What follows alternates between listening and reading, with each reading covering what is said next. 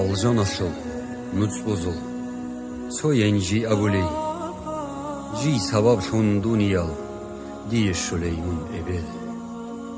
Abadiyab ruh asıl, rohel şüze kanani, kamilab adab habun, kiri şuleymun ebel.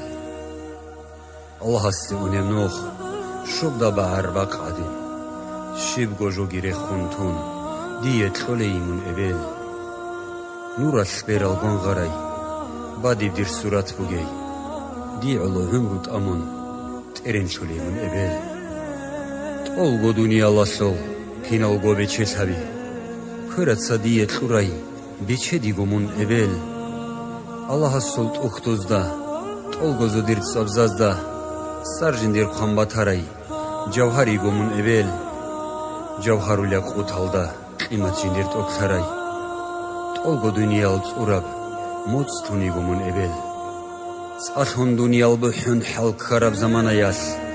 Halim abra'ibitsun, bihas hitkholey ebel. Allah ashat idagor, aljan diye bataray. Valahun hırts ularey, ni'matigumun ebel. Bitsun halgok ulareb, hikmasi jindis bugey.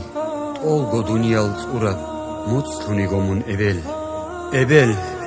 Ebel, mun ebel, abadiya bir darman, dünyal ahirat hasıl, rohel şayaymun ebel, ebel, ebel, mun ebel, aljan asıl sobut a, olgo munahal çurun, ya çaygi firdavs salde.